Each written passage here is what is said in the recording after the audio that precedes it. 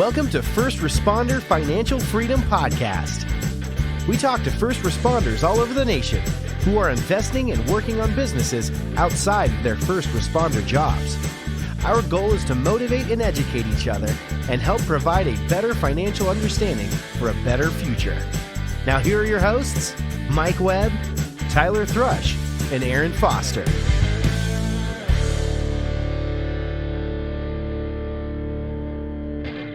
All right, everybody.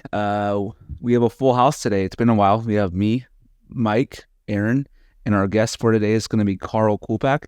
He is a PA state trooper and also is a managing partner of a debt fund. So we're going to go over a bunch of stuff today. I know all three of us are super interested to hear about your story, and we have some questions for you on a selfish level. So with that, welcome to the show, Karl. And if you can, just do us a little quick intro. Let us know a little bit about you, your first responder background, and then we can go from there. Hey guys, I appreciate you guys having me on the podcast today. So I'm Karl Kulpak. I grew up in New Jersey. I'm currently stationed at the Philadelphia Barracks for the state police in Pennsylvania. And I also ride on the mounted unit for them. So I ride a horse half the time. And the other half of the time, I'm now in vehicle fraud. So I sit in an office. Not super exciting, but a beautiful schedule now.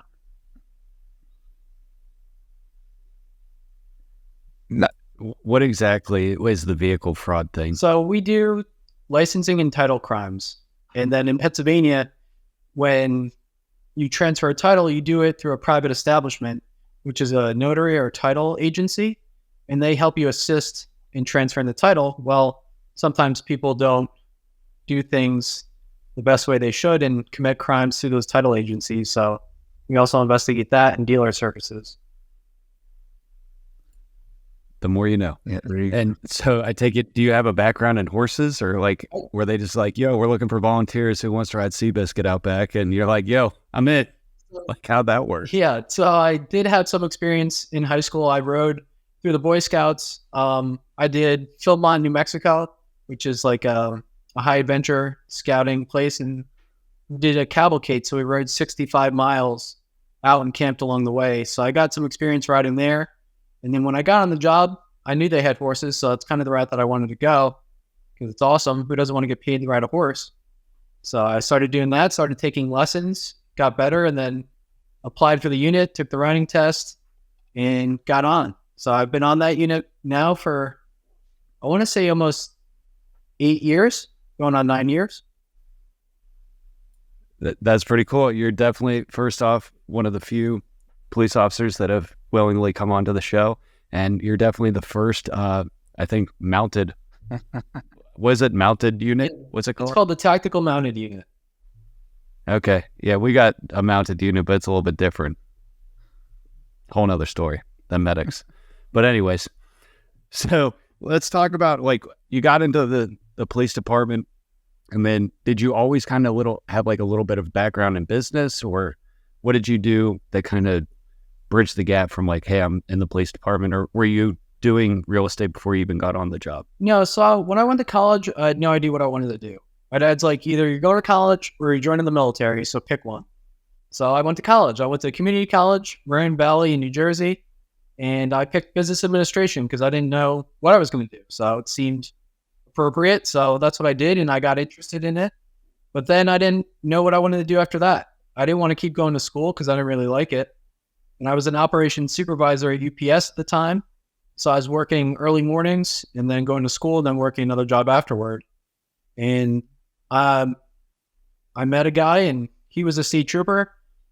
And it was really, he just told me great things about it, and it seemed like a great career. So I applied and eventually got on in 2013.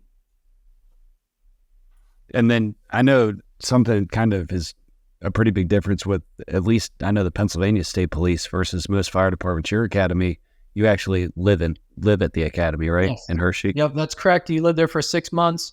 You get a weekend off once a month or every 3 weeks or so. Yeah, it's pretty hardcore, man. Like, I think like our fire academy is pretty challenging, at least for the region, but you get to go home every night. And that's like the big thing is like, hey man, it can only be so bad for like 8 to 10 hours. And then you get to go home This So- mental game. Whereas like with them, they have dorm room inspections and all sorts of stuff. And I don't know if you've ever followed the Pennsylvania State Police Facebook page, but man, they do some pretty good, like, I don't know, like, not justification, but like showing people what it's like there. And I think, at least for me, like, I didn't realize it was as hardcore as it was. So I don't know if that's changed now. That I would imagine, just like everybody else, they're having difficulty recruiting and or retaining people. I don't know if that's the case or not, but it's certainly been a case for us in the recent times. Yeah, for us, our recruiting's definitely down. Like when I applied, 7,000 people applied at the same time, but now we're getting maybe 3,000 or 4,000 applicants. So it's definitely a change in application, but I don't think our academy will ever change because we want people that want to be there. And if you can't make it through 6 months, then this job isn't for you. Yeah. You can scream that from the rooftops for me, man. Like if it were up to me, like our academy would be even harder, but you can only do so many things. Like can't go hands on. But anyways, it's a whole nother topic. I think everybody's seeing it. I'm sure DC's seeing it, LA, everybody else in between. So Applications are waiting. so yeah, same with us. And it's like, I almost feel like they're on Indeed. You know, it's like, well, this department's offering me this. Well, this department's offering me that. And if you're a medic, like you can pretty much pick where you want to go. And yeah, anyways, that's a Yeah. whole nother topic. I mean, I can't blame guys for going to other departments that are paying significantly more in smaller townships, and they don't have to live in an academy for 6 months. So it's a Yeah. choice. Yeah. And I've noticed, at least I run with a city police department primarily, and the city police and the county sheriff's office, they do like the county-wide police force. They're doing a lot more lateral like applications, like ongoing lateral applications. So you start to see these people that are coming from some of these smaller departments closer to DC or within DC, because they don't have to deal with as much of the bullshit for, if not more, very comparable pay. And oftentimes they don't have the commute, because a lot of these folks, at least where we're at, they commute into like DC as like, because typically they pay more. But well, cool, man. How did you kind of get into the real estate space? Was it kind of like a natural progression, or did you just go right into starting a fund? And for those that are not familiar, once you kind of touch on that, like what exactly is a fund? All right, I'll start from earlier real estate and we'll work our way to where I got to the fund, because I did other real estate first. So I was on the job. I was like, this is great, lots of fun, front row seat to the greatest show in the world, but I can only work so many hours. So I got to do something more. So my dad recommended I read the book Rich Dad, Poor Dad, like a lot of people. Great book, and really changed my mindset on how I thought about money, how money's created. And that led me to buying my first rental property in Westchester, Pennsylvania. So I bought that. It was a single family. It was attached on one side, but I only owned one half of it. But it was a 5-bed, 2-bath, and I rented it out, and I had great tenants for a few years. And eventually I renovated that and sold that one off. I purchased another single, a row home in Westchester. I lived in that one for a little while, rented it for a little bit, and then sold it. And then I bought a 4-unit up in Birdsboro, Pennsylvania, and I still have the 4-unit today. And then I started getting into lending. We started doing some flips, and I started lending money out. I was like, this is way easier than renovating. And I liked it a lot better because I'm not good at renovating. Like my dad's a contractor, did it for 30 years, loves it. So I partnered with him on some flips in New Jersey and just wrote some checks, which was way easier. Well, that's the route I went. Okay, so you kind of have a similar story to at least me. Like my first one, I bought a house, didn't even realize I was doing what now they call fix and flip, or live and flip, I'm sorry. Like I basically bought it and I was renovating it a room at a time. And, you know, I wouldn't trade that experience for anything, because it really teaches you a ton, even if at the time you don't see it. But you talked about kind of bridging that gap from being the person doing the renovation to lending. How did you just, like, I get it, you know, state police, probably a decent career. I think a lot of people have a misconception that you need to have millions of dollars to start doing some of the lending. So how did you kind of, like you said, just write a check instead of being the person swinging the hammer? How did that look on that first one? So when I was doing the renovations, I realized that I'm not very good at this. And you have to figure out what you're good at, what you're not good at. And being dirty and swinging a hammer was not for me. Just not talented like that. So my dad was doing a flip in New Jersey with my cousin, and he asked me for a check. So I wrote a check for about $70,000. And that was just money from blood, sweat, tears, overtime, and working construction details for a couple of years and doing some of the rental stuff and selling off one Westchester house. And that was just money that I saved. And I was able to put that to work and write that check to help with the flip so I could be part of it. I mean, I wasn't the whole part, but I was still involved. Sure. So you're saying, I just want to make sure I heard you right. So construction details, not to mix verbiage, like that's whenever like the police car is sitting at the construction site, right? So I take it that's an overtime gig? Yeah, so that was overtime that I worked. So on there, we have like boards where you sign up. Hey, I would like to work 12 hours and stare at the windshield and collect time and a half. So it's a lot of time that you're sacrificing. But at the time, I needed the money to keep doing my other investment stuff. So I worked as much as I could on the police side to then take that money and invest it in the real estate. So that's an interesting, like, you know, it's a difference. A lot of us that have the ability to work overtime, we get in that cycle, right? And you're just, okay, I can produce more income by giving my time to the department, whether it's police, fire, whatever it is. And then, yeah, like Mike said, time for money and then money for money. And your mentality was, I'm going to take this extra money that I'm earning, put it into a vehicle that's going to allow me to earn more money, and then repeat the cycle. And I'm guessing, like most of us, with the intent of not doing it forever. And that's a big difference. And I think a lot of us get so used to that ability to work overtime that we don't really put into account, hey, at the end of our career, we're not going to have overtime to sign up for when we're retired. And the lifestyle that we're accustomed to is based usually off of the OT checks, right? So have you always been a saver? Was that instilled with you by your parents? Is it, because I know, and not a knock, but I know most guys, myself included, depending on the year, you're not like naturally a saver, right? You're like, oh, I'll go buy the boat or the car or do all those different things. So is that something that you practice at, or was it just something that you were raised with that mentality? I think that was something that I was raised with, that mentality, is to always have cash in the bank just in case and just hold on to that. So I kind of took that with me. And when I did work that overtime, I did save it. But I would watch coworkers buy like brand new cars and they just got on the job, or buy houses that they might not be able to afford on their regular salary, and they have to work overtime. So they're basically enslaved to sign up on the overtime board because they can't afford their lifestyle without it. And they just repeat that cycle over and over and over again. And that's not what I wanted to do. Yeah, so we see the same thing on the fire side. And I mean, truthfully, you see it everywhere. It's not just within these communities. So people, it's their first big boy job. They get their first big check, in quotes. And next thing you know, it's like, dude, why did you go buy that? Like, dumb. But anyways, we all kind of have to live and learn. And, you know, I don't want to say I don't fault folks, but like, hopefully we can help spread some of this financial education so less people make those choices for less amount of time.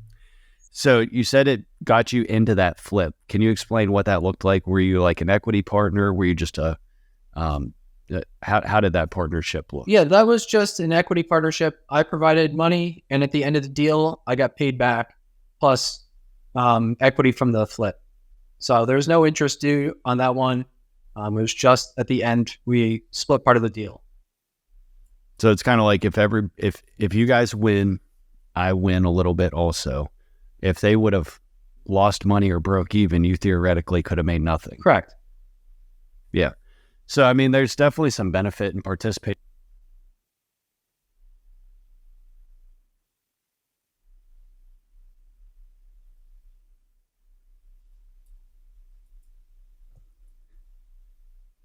All right. Well, I think Mike, How about oh, there he goes.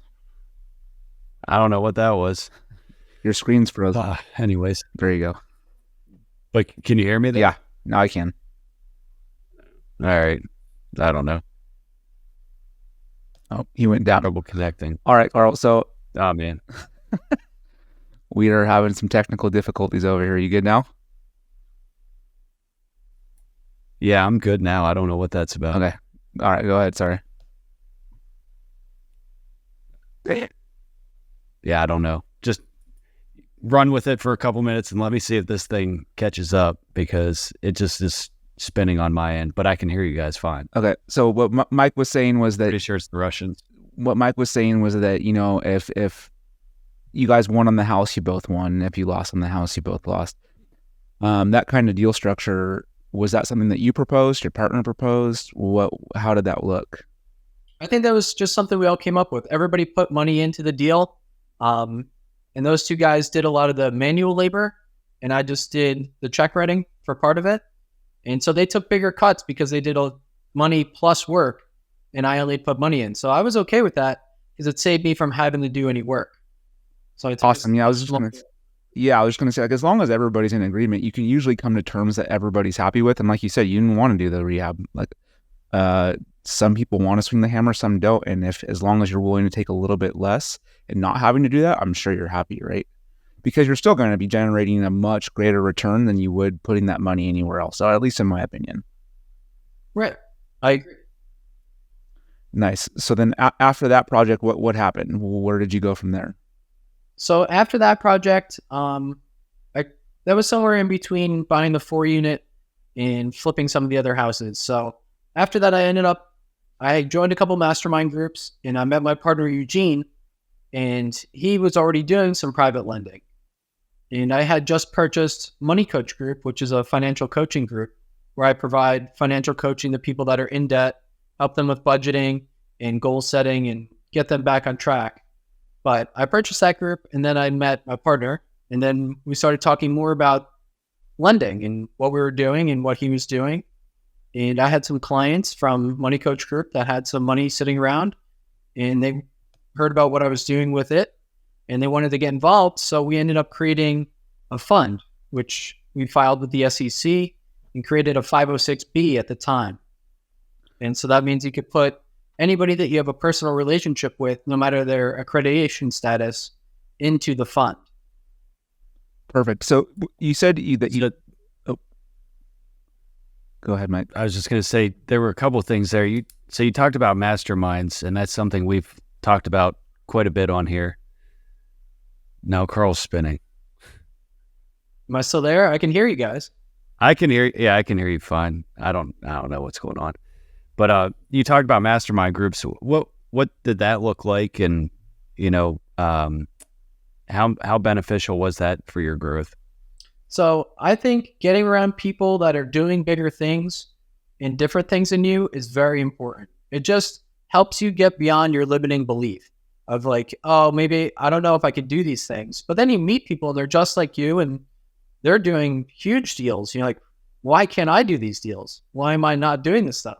So it really helps you understand that anything's possible and shows you a roadmap of how to do it. You don't have to reinvent the wheel. You just have to do what they're doing, and you can have similar success. You do have to put in the work, but it gives you the ability to ask questions and go to these networking events and see how people are solving problems. And it definitely helps improve your own business. Nice. And so you mentioned Money Coach Group real quick, which is, like you said, it's financial consulting, right? Or coaching. I'm sorry. You said you purchased it. I'm kind of interested. What did that look like? Why did you purchase it? How did you even know about it to purchase it? Or is it like a franchise type opportunity? So this was an owner-operator financial coaching company. The gentleman was retiring. He had listed it for sale online through Biz Buy Sell. I was on there, and I went and I met with him a couple times. We talked about what he was doing, and I ended up purchasing it. We signed a contract. I created a new LLC to hold it under, but I purchased the name because he had a good brand already. And I just kind of picked up where he left off. He was coaching clients one-on-one. He had a certain pricing structure, and how it worked over a period of like 6 months of learning modules. And I kind of kept that going. I just helped add more things to his learning modules, and I increased the price and made it all Zoom so I could do it from anywhere. And I also do that in my spare time, if you will. Nice. Did you ever plan on that being like a top of funnel for your private lending in your fund, or was it just? I mean, real quick though, too, I think that's a pretty good testament to whatever you're providing, because you're taking people who need financial coaching, and now they're in a position to be a private money lender. So obviously, what you guys are coaching is working. I just didn't know was that ever the intent? Like, hey, this could be a good top of funnel once we get people in a good position to show them how to invest and earn solid returns. It wasn't intentional because I had bought that prior to starting the fund, but I knew I had a lot of knowledge to share with other people. And I thought that I can help people kind of at least get out from debt and get back to, like a comfortable place to be able to pay their bills and save money and then invest eventually in real estate or private lending.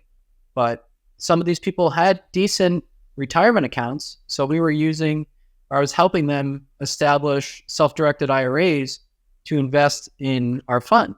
So it kind of worked hand in hand. And that's what kind of grew to the idea of starting the fund, is being able to help more people that didn't know what to do with their money, and they didn't want to dump it into the stock market.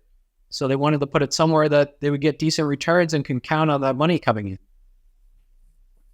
Yeah, that's definitely pretty cool. And this is, I think, the first time we've talked about it on here, but bizbuysell.com. It's literally just think about it like a Facebook marketplace where you can list businesses for sale. So it's pretty cool. I hop on there sometimes and just poke around, but I try and steer clear because of the shiny object syndrome. So whenever you decided first off, there's more than one type of fund, correct? Can you just kind of describe the different types of funds and why you chose you said you're a 506B? So we started as a 506B. So there's different types of funds. There's a 506B, a 506C, a Reg A. They all serve different purposes. So at the time we chose a 506B, which means you don't have to be accredited. And accredited is if you make $200,000 a year as an individual, or if you're married, you make more than $300,000, and that's gross income, or if you have $1 million in net worth. So most of your average people might not meet those requirements. So we picked a B, which just means you need a personal relationship with them before you bring them in, and they don't have to be accredited. But we ran out of people to bring in, and we wanted to advertise. So a 506B, you're not allowed to advertise online. So we converted to a 506C. So we could bring all the people with a B into our C. We just can't bring any more non-accredited investors in. But it gives us the ability to talk about it on podcasts, to promote it online, to do Facebook ads, and shout it from the rooftop that we have a debt fund. And before, we couldn't do that. Yeah, so 506B is kind of like your friends and family. 506C, you can kind of advertise like you see guys like Grant Cardone doing and whatnot.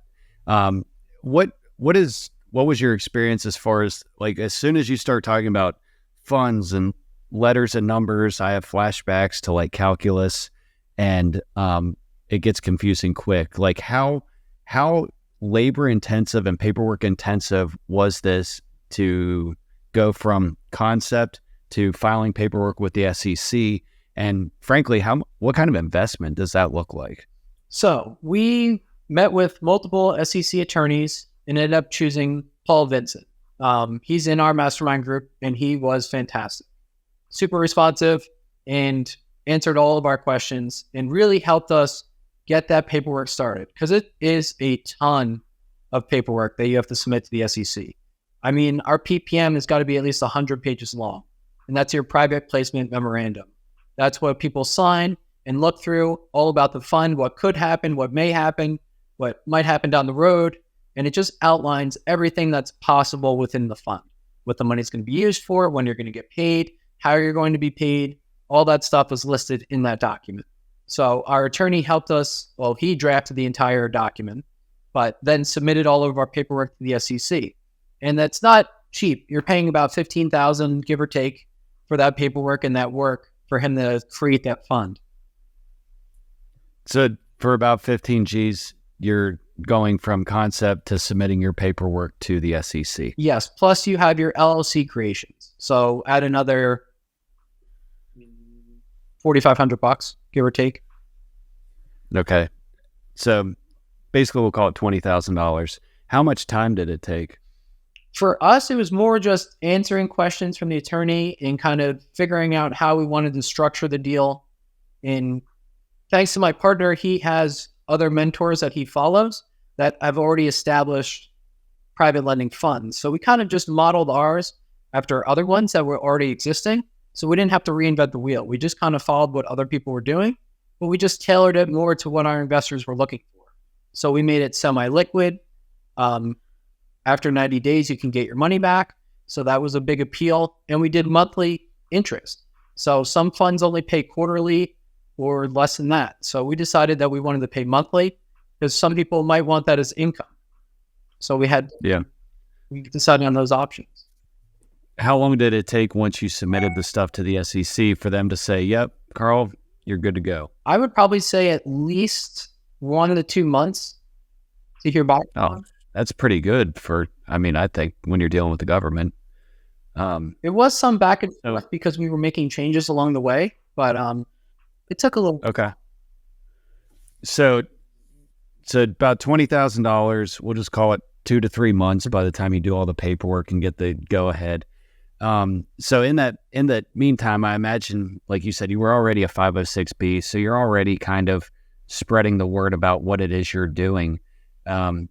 Were your fellow troopers following your journey here, or were you kind of keeping these two lives separate? Because I always tell people, like at the beginning, I tried to not talk about real estate at the firehouse. I considered them like two independent lives. And then I had so many people, like whenever it was just like you and them, like, hey man, tell me a little bit about this. Tell me a little bit about that. I was like, you know what? I'm just going to blend these two worlds together. Hence a lot of what you see and hear right now. I'm just curious from your experience, did you talk about any of this at work? And if so, did people think you're just crazy? I think at first I didn't talk a lot about it when I first started doing it because I didn't know if it was going to work. Like I didn't want to tell everybody I was going to do this stuff and then it completely fall apart. So at the time I just kind of kept it to myself, and then I would start telling a couple people here and a couple people there and start talking more about it. But now I'm much more open about everything that I'm doing and what I'm working on. And if I could kind of show people like, hey, this is possible. You can do this too. Like you don't have to just dump all your money into deferred comp and pray that the stock market goes up. There's other options. Yes. And 100%. So I still do deferred comp, and I sit there and look at my returns, and like at times, depending on the time frames you look at, it's like, oh, I'm getting like a 12% return or a 5% return or whatever it is, and like our lending, we pay 10% interest. And I've had people like, well, it's not actually a 10% return, blah, blah, blah. I'm like, okay, well, like you just said, if you're sitting there only keeping it in for, would you say 90 days, it can be liquid? Right. Which is pretty cool because like ours, we're not a fund first off, but we don't do it that way. It's kind of the length of the project. I'm like, well, this dude literally just got a check because all of our investors are a little bit different. Like some get monthly, some get annual. Like I literally just cut a check for this guy for $25,000. That was his interest in 11 some months. So it's like, I don't know, man, go try and find that return anywhere else where you're secured by first lien position on a tangible asset. Like you cannot do that in the stock market, like period. And I like, people don't understand that. They're like, well, I can go. Sometimes I'm just like, dude, if you can find better, go do it. And if you can find it more secure, go do it, because I think you're full of crap. So, how do you work that, like sourcing the money and sourcing the deals? Because, it's kind of like a cat and a mouse game. We either have a bunch of money to deploy and not enough deals, quality deals to look at. And then there's times where it's like, I got all these deals and not enough money. So that's where I'm curious, how do you do that? Like if you're sitting there raising money, you have to be deploying that money or else you don't have the returns to generate. So how do you work that part of the equation? Right. For us, we're rolling money over month to month. So we have to have deals coming in all the time. So we right now have more deals than money. So all of our money is mostly on the street. except for reserve capital.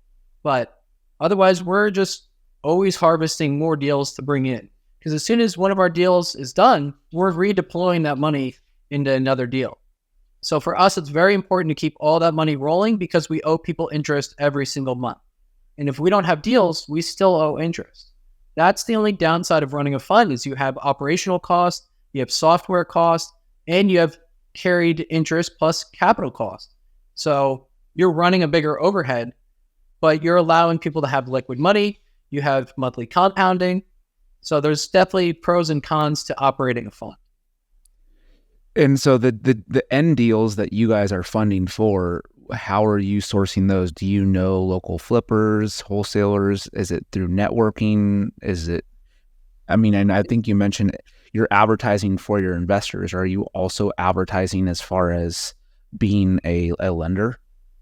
Yes. So we are doing all the above. We're networking, we're meeting other flippers, other wholesalers, going to real estate meetups. My partner sources all of our deals. So if I get a deal or someone comes to me with something, I immediately send it to my partner because we try and keep our jobs separate. I do investor relations and distributions. He does deal sourcing and all the mortgage paperwork.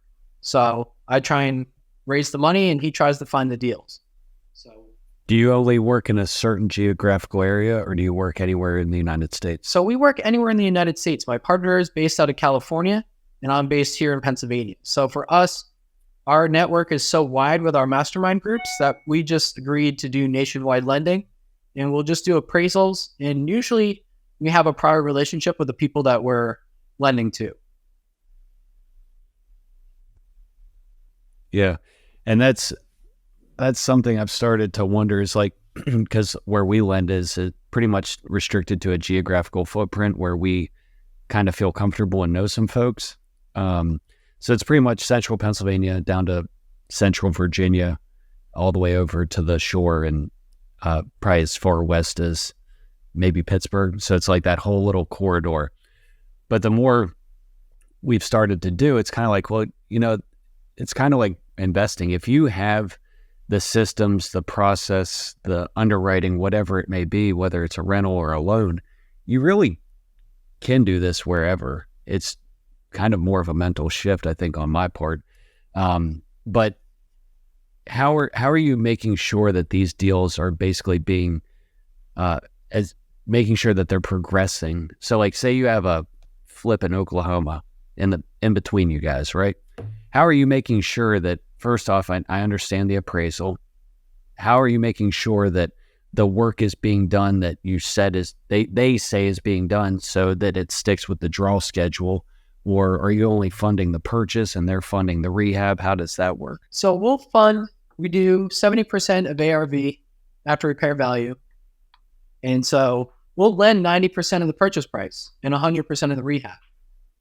For some of them, Okay. Well, those are pretty good amounts. For those that have never done this or used this service, that's pretty good, actually.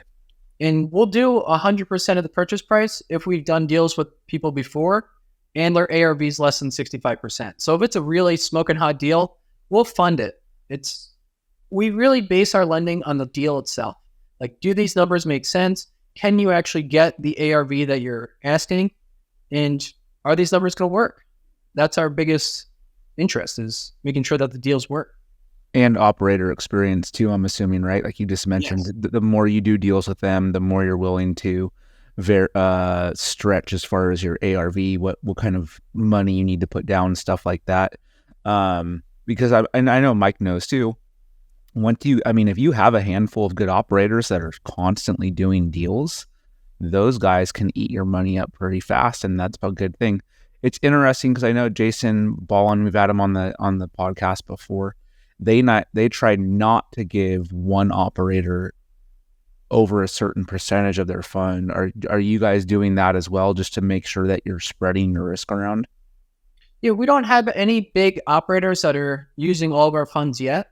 They're only doing maybe a couple deals here and a couple deals there. So right now our money's pretty spread evenly.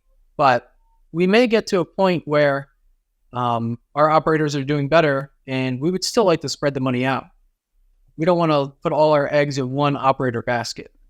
Nice. And Yeah, it's the same philosophy as like a property manager. They don't want to have only 2 clients, each with 100 properties. They want to kind of have it spread out, because if you make one of those clients mad or they leave or whatever, half their book of business just left.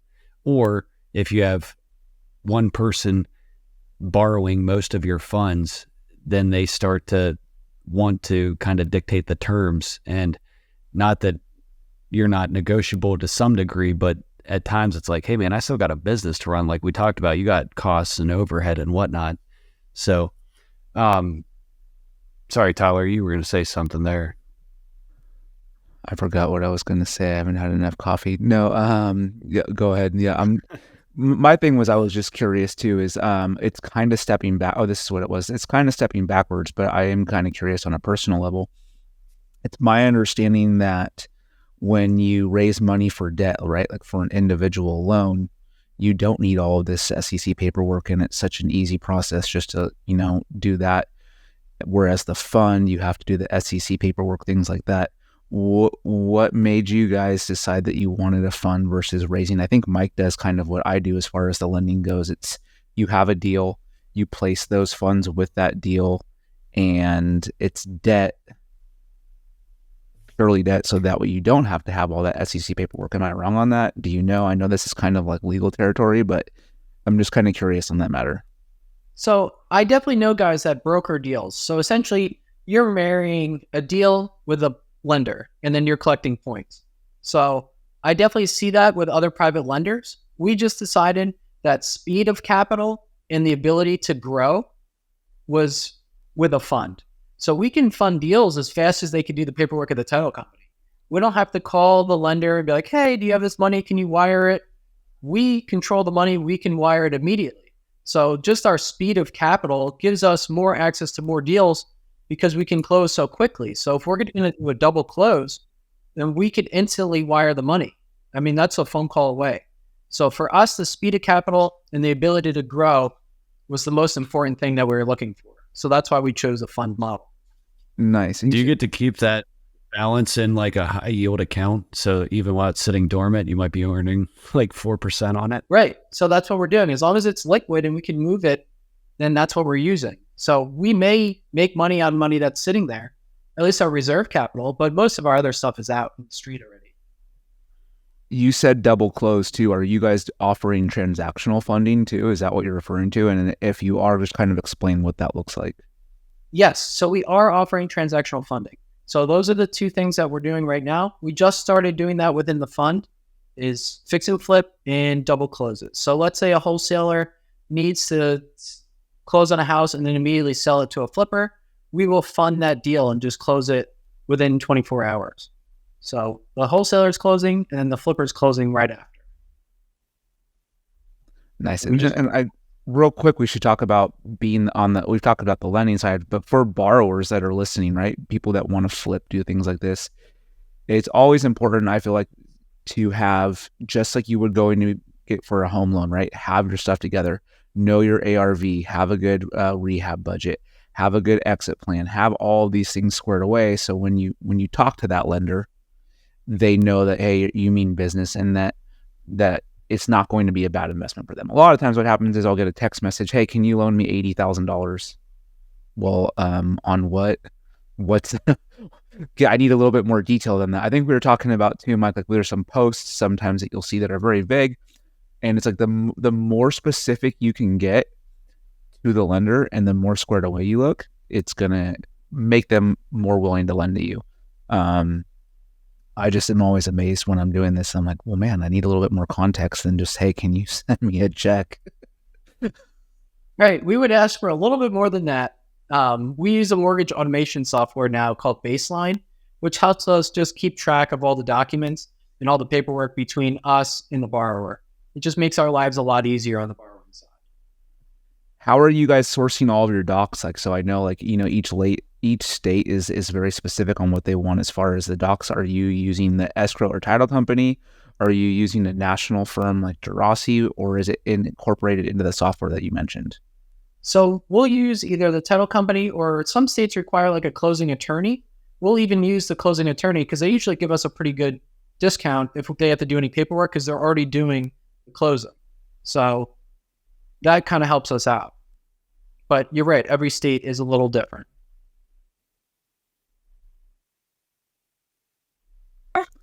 Nice. So so at this point, yeah. Sorry, go ahead. I think you muted yourself. Go ahead. I was just going to say, so at this point, I mean, typically what's your deal flow looking like? And if you said it, I missed it, but like, how do you actually get paid? Obviously there's an arbitrage, I would imagine, like you're paying your investor. I saw in the one document, like depending on the dollar amount, between 7 and 10%, correct? Yes. So, and then you're loaning it out at 13% or whatever. Right. So we're just collecting either the spread between the interest rate or the points that we charge. So if we're paying our investors either 7, 8, 9, or 10% interest, we're loaning it out at either 12.5%, 13%, or 15%, depending on how long the loan is for. So we're just collecting that difference plus the points that we charge the borrower. So we don't charge our investors any money. All the returns are their returns. We don't charge a management fee. We don't charge any fees to that. So we want them to earn as much as they can in the fund. Nice. So, yeah. So typically, how long is your average deal taking? Some of the smaller ones are done in about 3 months, but some of the bigger ones are 6 to 9 months, give or take a month or two. Okay. So, I mean, that's pretty common, I think, especially in the hard money space. What we've seen is, I mean, I had some borrowers that were pretty much like clockwork, like 90 days. And we have a minimum 3 months of interest on each loan we do, just because, frankly, if we did all this work and if you raced it out like in a week, like a transactional loan type thing, it wouldn't be worth us to do that, or wouldn't be worth it to do that. So, but we had some guys that were doing it like 90 couple days close to close, which that's pretty much moving. What we have seen now is, well, first off, you always have the contractor variable in there, but things are taking a little bit longer on market. Things are taking a little bit longer to just kind of get from, close to the final close. So it's been extending the length of our loans a little bit, which is, I mean, it's not a bad thing, but it's also one of those things you want to keep that velocity of capital moving, because the arbitrage on the interest is one thing, but really where the actual payday is for the lender, in my experience, is on the points, not necessarily on the arbitrage. So unless you have extension penalties or points or whatever you want to call it, you need to be turning that capital over like 2 to 2.5 times a year to really make it worth it. Yes, right. That's our goal, is to flip the capital at least twice, if not 3 times in a year. So that allows us to collect those points on 3 different times with the same money. That's really how we're making the money. Yeah, and I think a lot of people, myself included, it's easy. Like I just signed a contract today and I looked at the fee and I'm like, dang, like they made out, but, the number works for me at that number. So it's like, whatever. I think a lot of people, again, myself included, can look at the lending and be like, man, you don't have to do anything. It's so easy. It's just a different type of hard. There's the stress of making sure, like you said, keeping that money working in your case, because you got interest to pay. So like you have to be out there talking to lenders, talking to borrowers, talking to everybody under the sun and sourcing quality deals, but you don't have to be dealing with whether or not somebody picked up the Lowe's order, so it's just, you just basically trade what the issues are. With that being said, I think it's definitely, in my opinion, lending's always the top of the food chain. Or at least in my mind, because the folks that control the funds are typically the people that don't have to answer their phone all the time and do whatever. Like when I was wholesaling all the time, people are calling you, you have to live answer it. If you don't live answer it, they're just calling the next guy, you lose the deal. Where it's like, if I have a relationship with this borrower or this lender or whatever the case may be, I don't have to like jump or ask how high they want me to jump when they say jump. It's like the time intensity kind of slows down a little bit, which is what I really like.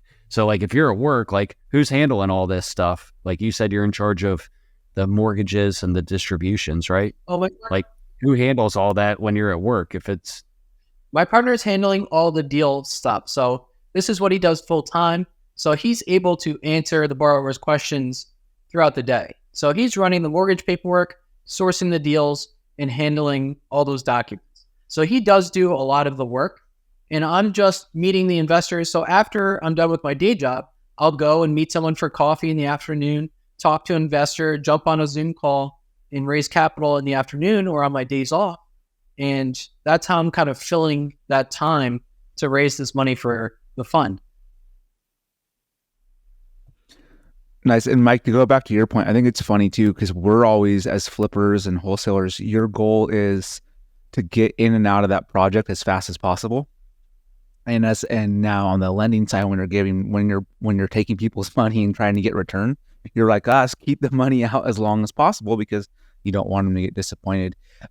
Your partner, Karl, do they have a background in lending? Where does all of that come from where you guys decided to split those things up? So Eugene has already been lending his own money privately for the last almost 2 years now.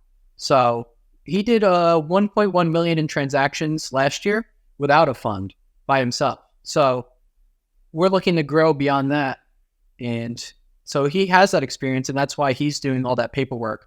And he's really coordinating all that because of his prior experience and just what he's seen lending his own money.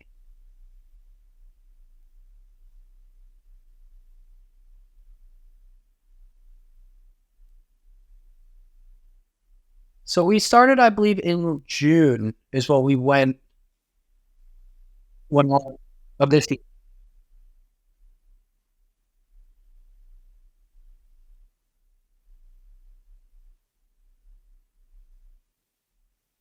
So we want to do 2 million into the fund by the end of this year.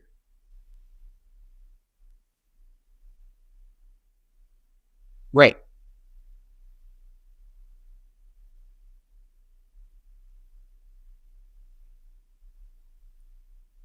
Right.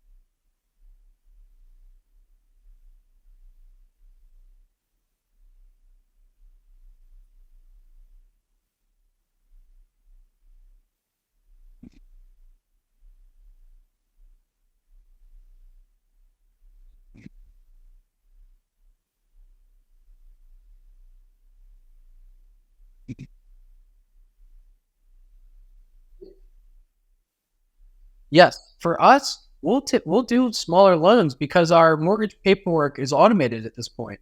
So for us to take on smaller deals, it actually works out because lenders are bringing in, 20, 50, 100,000 at a time. So some of that's broken up. So it's nice for us to have smaller chunks and immediately deploy that into a smaller deal. So we're okay with doing small deals.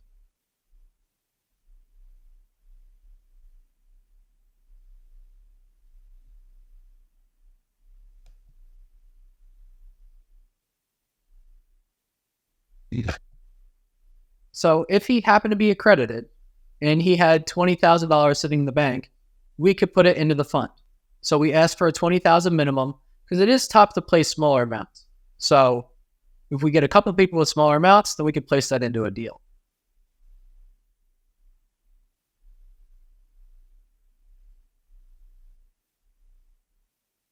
No, we can't have any unaccredited investors. Yes, we can't have any unaccredited investors in our fund anymore. Well, what?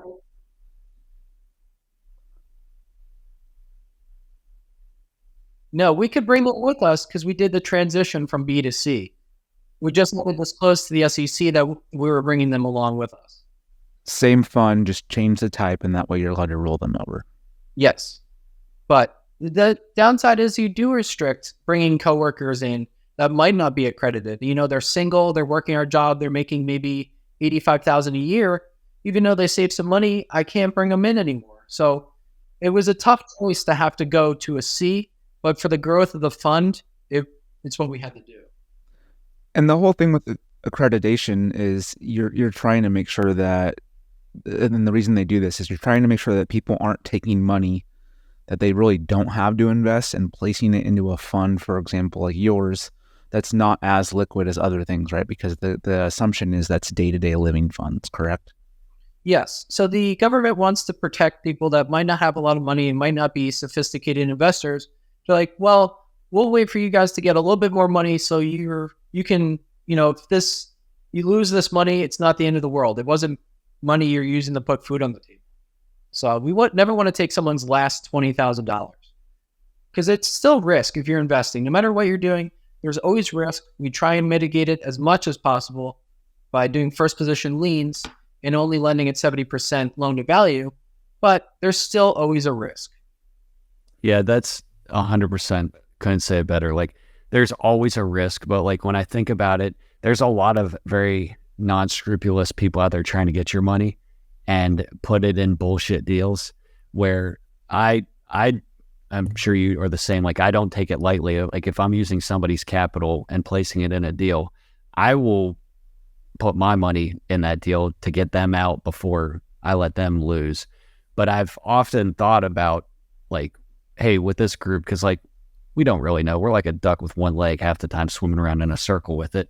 I've thought about, like, what about a first responder fund where it is a B, kind of like we had a guy on a while ago, and he has it kind of for the military, where it's like, if you just are that E4 whatever doesn't have a bunch of money, like, and you only have 10 grand saved up from this overtime, put it in this fund, and it's at least a start. I've often thought about doing something like that, and then I'm like, I don't know if I want it. It just seems very overwhelming, and it's very cumbersome to do. So there's also one called a Reg A, which allows you to have both accredited and non-accredited into a fund, but it's very restrictive, and there's a lot of red tape that goes with it because the government says, hey, we need to protect these people, so you're going to have to jump through 100 hoops to do this deal and to make this fund. So we considered doing it, and it was just so restrictive that we decided not even to go down that route. Restrictive about where you can place the funds or where you can raise the funds? How we raise the funds, how much people can put in, who we're raising from, the limits. There was just a lot of red tape, and it was more expensive. Significantly more expensive. Yeah, and that's where I'm at, because like, is it worth it? Like, because I use the direct placement model, and it seems to be working. And I mean, I have folks with as little as 20,000 with us up to $1 million and everything in between. And it's kind of like, if it's not broke, don't fix it type thing. But if we wanted to grow this to like a $5, $10, $15 million fund, or, whatever you want to call it, like, I just don't know, is it worth it? And I'm not really sure what I'm going to do with it, but I've thought about it. I just haven't taken that next step like you have. Because at this point, I don't really know if it's beneficial for me. It depends what you want to do. And if you use technology to help leverage that money, so like we use a platform for our investors. They have a investor screen, they have an account, they have a login, they can see all their investments and what it's doing and how they're getting their distributions, when the distribution is coming. So that allows you to grow it even more because it's streamlined. It's a lot easier to manage. So they're signing all the documents online. They're ACHing money through the portal. It just makes your life a lot easier. So if you did want to grow it, I would say leverage your technology to help you streamline it. Yeah, I know. Tyler, do you know the one Ian uses whenever we get our distributions? What? Here, I'll pull it up.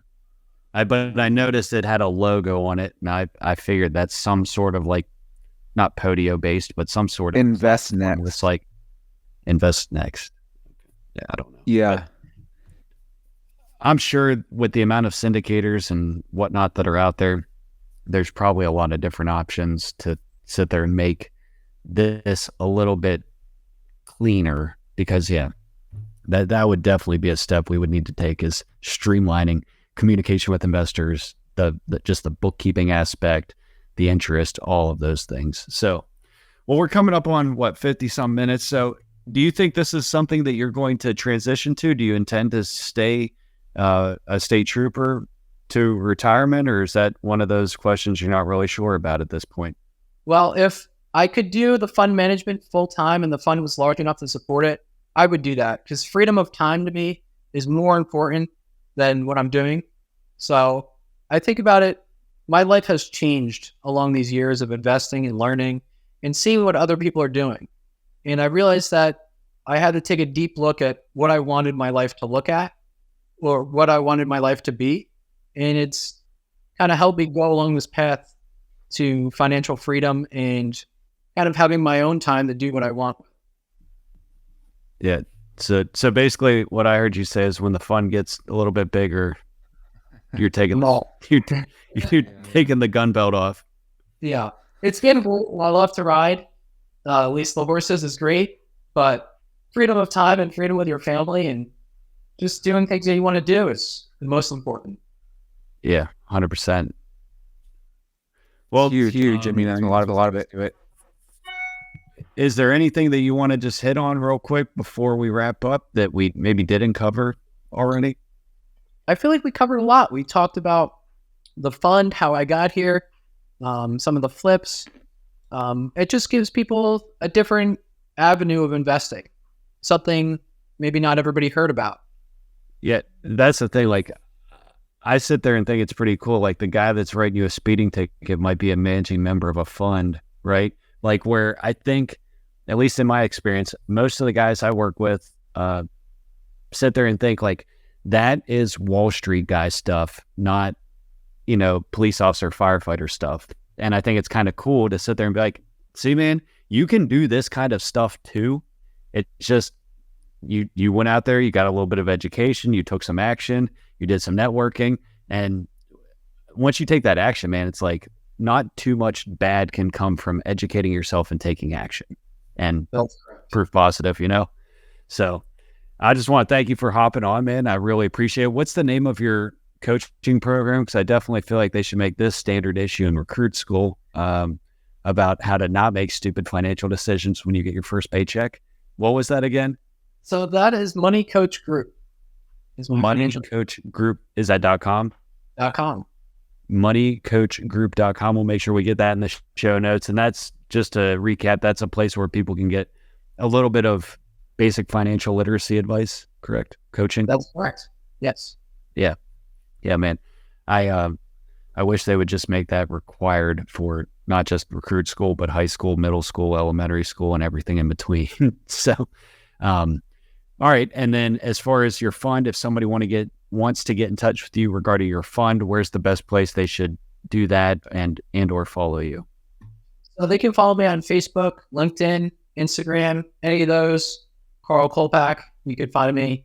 And our fund is Y2 Capital Group, Debt Fund 1.